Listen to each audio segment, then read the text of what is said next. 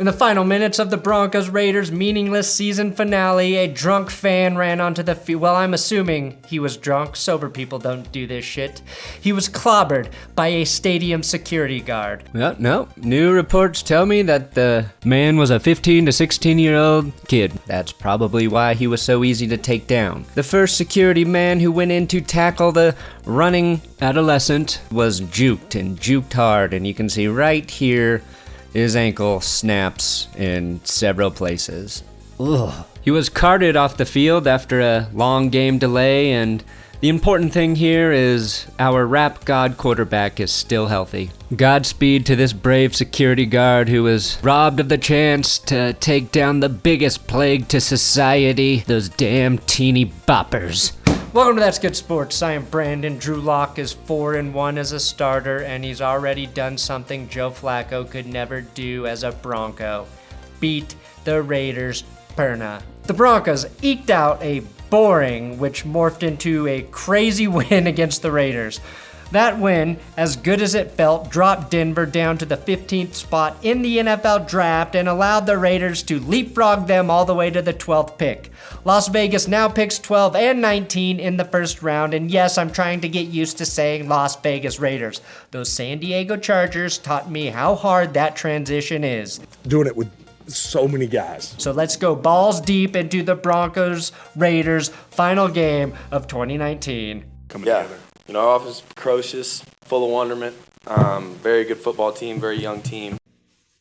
That's good sports.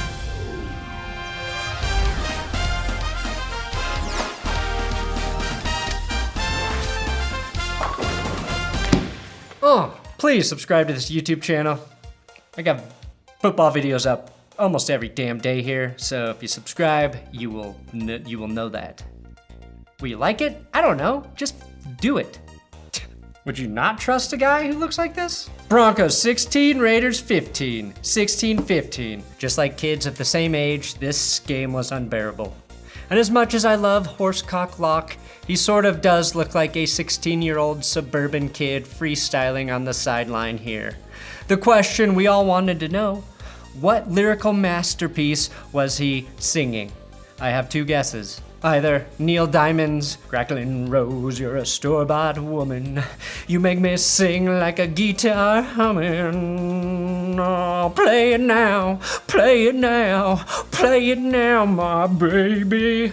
Or NWA. Fuck the police, coming straight out the underground. A young QB got it bad cause I'm brown and not the other color, so police think that they had the authority to kill a minority. Fuck that shit, cause I ain't the one for a punk motherfucker with a badge and a gun to be beaten on and thrown in jail. We could go toe to toe in the middle of a sale. It was one of those two, pretty sure. Now we may never know what Drew Lock was freestyling because apparently he didn't even know what fire he was spitting. What the heck am I saying? You're killing it. You know the words. I gotta figure out what they were playing. Now, most of the interesting shit happened in the last couple minutes of this game. To get there, though, you need to know a couple of things. First, Hunter Renfrow is in the NFL because he catches the ball. No matter what, he catches the ball. It's why a slow, undersized, rapidly aging man who never had a 100-yard receiving game at any point in his football career until he played the Chargers last weekend is in the big leagues. Today, he did not catch the ball until the fourth quarter when he caught everything. He started the game, though, with a beautiful dropped pass on third down in the end zone, followed by a Raiders missed field goal. The Raiders kept beating themselves with mistakes, and the Broncos defense kept bending but not breaking. They held Oakland to a field goal after this 75-yard Darren Waller screen pass. Overall, though, the Broncos have improved greatly at covering tight ends in the passing game this season, except when those tight ends are AFC West opponents. The Raiders had to settle for a field goal after Denzel Good jumped offside, pushing Oakland back just enough to prevent a touchdown or a first down. Denzel Good? More like Denzel Good is not good. Denzel Good is Denzel bad. Just like Denzel Washington in Training Day. Training Day would have been a better movie? Training Day was it would have been interesting. The other thing you need to know is if John Gruden has a heart attack tonight, it's because he's rewatching what the officials did to him on the flight home. The Raiders have had about as much luck with the referees this season as Chris Collinsworth would have hooked up to a lie detector test trying to deny his sexual attraction to Patrick Mahomes. Oak Vegas had this Hunter Renfrow touchdown reversed and marked just short of the goal line. I agree with the call because, fuck the Raiders, but had that happened to the Broncos, I'd be irate. And you already know the Raiders could not run it in from 3 inches out with Josh Jacobs' sideline. To add stink to the 7-layer shit cake the Raiders were being served, John Gruden lost another challenge, going 1 for 10 on the season. I admire his optimism, though. It says a lot about his outlook on life, believing on 10 separate occasions that NFL officials would do their job correctly. If that's not an optimist, I don't know what is. But John, if you can't see the ball, you can't overturn the play. It's why Jerome Bettis never failed on the goal line. He could hide an entire football up his ass. And that's why they called him the bus. Now Darren Waller, Isaac Yadam's least favorite person on earth, was on his way to another big gain before Trey Marshall came in and stripped Waller of the ball to give the Broncos one last possession before halftime. Cortland Sutton got the ball down to the 1-yard line by drawing pass interference so the Raiders could fall 10-3 right before halftime on a fullback touchdown pass to Beck. Like the singer, but not a loser. Baby. The Raiders aren't good, but the refs are worse, and my only regret is not getting the referees to help the Broncos earlier this season. I might have all of my 2020 Patreon money go to the Buy a Ref Foundation. That, I believe, is the charity I want to support moving forward. Now, Gruden was so angry at half, he forgot how to put on fucking clothing. With this play, John Gruden passes Bill Belichick to become the leading coach in the NFL for wearing clothing the most wrongest.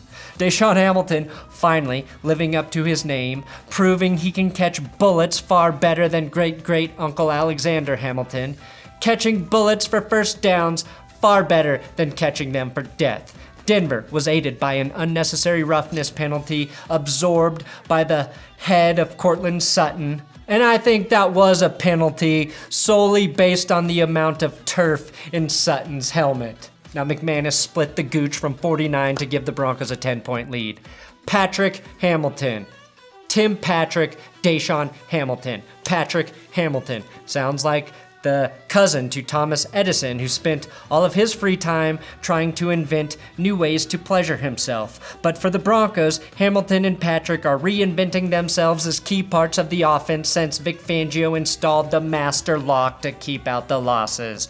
All the locks and reinvention couldn't keep the Broncos offense, though, from stalling in the red zone. Tack on a false start to push back the field goal attempt to 50 yards, and just like the refs, the gooch was still on the Broncos' side as they took a 16-3 lead that would not hold. Well, close to not hold. A couple Raiders field goals and the most backhanded Phillip Lindsay compliment you'll ever hear. For an undrafted free agent out of Colorado. The heart and soul of this Broncos offense. They look at Phillip Lindsay and they think, if he can do it, I can do it. Lindsay did break 1,000 yards for the second straight season, becoming the first undrafted player to have back-to-back thousanders.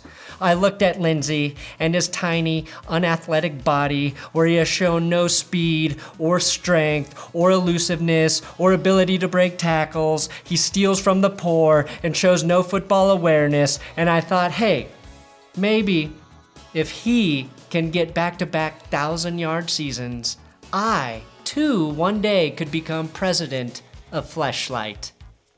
Yes, maybe I could if Phillip Lindsay could get 1,000 yards. And this game should have ended on this Darren Waller drop. Unlike Demaryius Thomas, Waller cannot make a catch with his male penis. Will Parks was on the defense and took credit for the drop with whatever celebration this is. If Alexander Johnson's celebration is osteoporosis bus driver, this is hip replacement security guard.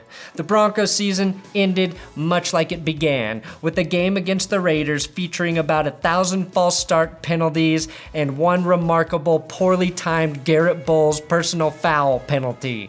Despite backing Denver into a 4th and 24, Vic Fangio caved and let Brandon McManus attempt a 59-yard field goal with the game on the line against his better judgment. The Gooch does not like greed and denied McManus like Shia LaBeouf in the Wall Street reboot. Look, I like that Fangio believes in his players, and Denver really had nothing to lose by giving Oakland great field position with that miss. Will Fangio do that again in a game that matters? I doubt it. And McManus, if you plead for a 57-yard field goal kick, you gotta make it. Now Derek Carr took advantage, completing a pass to Broncos corner Isaac Yiadom. But since tie goes to the white guy, the refs gave the completion to Hunter Renfrow and penalized Yiadom, moving the ball half the distance to the goal. 2 plays later, Carr throws a strike to Renfrow in the end zone, and Gruden opts for the win because he ain't no bitch. However, Derek Carr made the dumb mistake of throwing in Shelby Harris's general direction. Something you should have learned from Big Ben, Derek, that you never ever do. Harris finishes the season with the most batted passes, the Big Dick Player Award. And this message for Broncos fans. Broncos country, we did that for you. We wanted to end the season strong, and we did that for you. Let's wait about what's about to happen. We want to come back strong. Hey, just wait. But hey, 1-0 today. That's all that matters. The Raiders attempted an onside kick, which resulted in further chaos and provided an ejection of Raiders defensive back Nevin Lawson for a personal foul. John Gruden was smiling for the first time during a loss, probably because he just learned he passed Bill Belichick for being fashion backwards king of the NFL. The Raiders and Broncos, though, both proved why neither team deserved to be in the postseason this year. And yet, both teams feel pretty good about what lies ahead in 2020.